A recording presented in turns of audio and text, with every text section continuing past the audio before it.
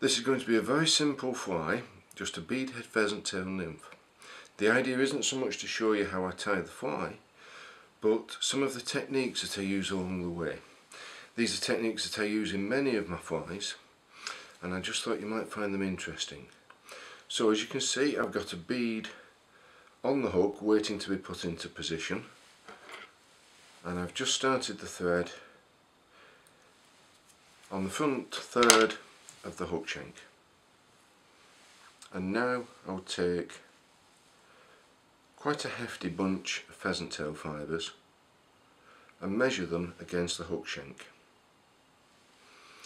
I'm marking the length that I want them to be with my thumbnail, advance that to the eye and pinch and loop in place so that these fibres lie on top of the hook shank. Nice and simple.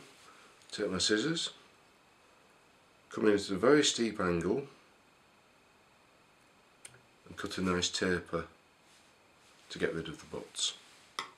The taper will give you the taper on the body later. And now all I'm going to do is put on a quick whip finish. If you're not confident that that whip finish is going to hold, just put a drop of head cement, UV varnish or something like that on there to secure it. Then we work the bead onto that bed of thread. That does a couple of things. It lifts the bead slightly out of the gape of the hook, so this fly will hook fish better than if I didn't use this technique, and also it allows me to cover the bead, or partially cover the bead, without an unsightly lump of thread on the front of the fly.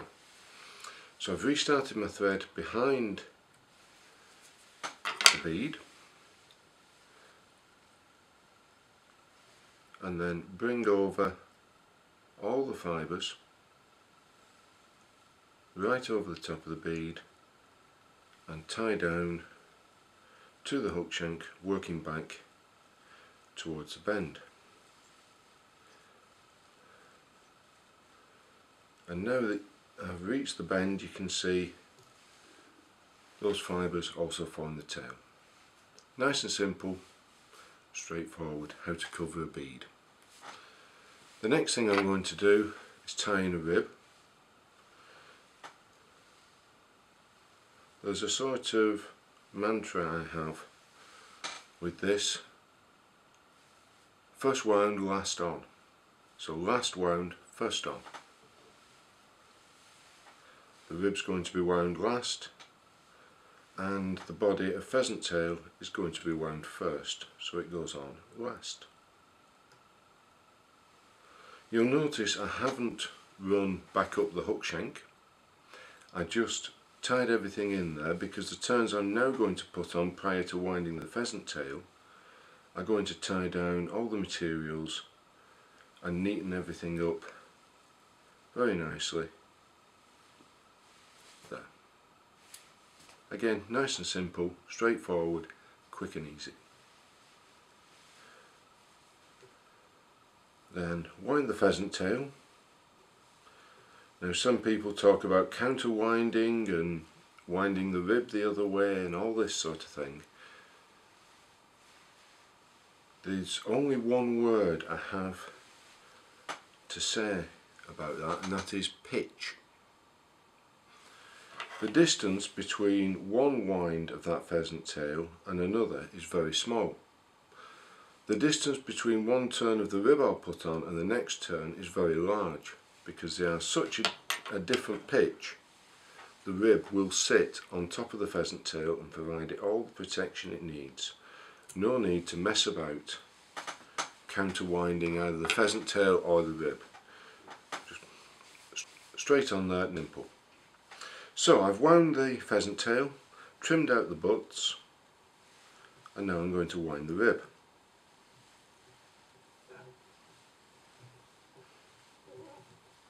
And as you can see, it's standing nicely on top of the pheasant tail.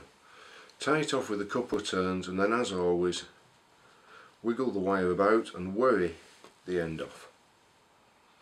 that is one of the more secure ways to do it. It's more secure because where the wire breaks it leaves a small barb, just a little burr that helps the thread to grip exactly where it is. And that is the fly finished as most people would fish it. But I don't finish there. I do put a whip finish on. And I would recommend a little drop of varnish on that whip finish just for security.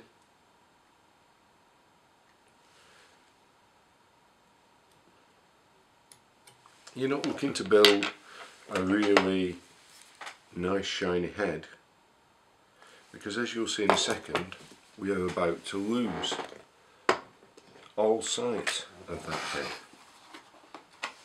Here I've got a box of dubbings that I've mixed up previously. There's all sorts of colours and shades in this. Just grab a very tiny amount, and I mean very tiny, and dub that to your thread. So you can see I've about maybe 3/4 of an inch of fairly fine dubbing on there. Now I form a second whip finish. Now the first technique you might like to see is that as I bring in the horizontal thread, I touch the dubbing and slide it down into place so the dubbing is touching the fly, and then just form the whip finish with the dubbed thread.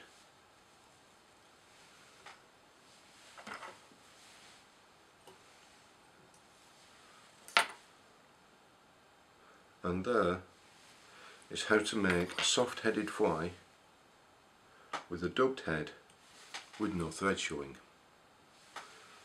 Any errant fibres you do get, you're allowed to trim them out just like that. But that's a couple of techniques I use in a lot of my fly tying that I thought you might like to see. Hope you like it. Thanks for watching.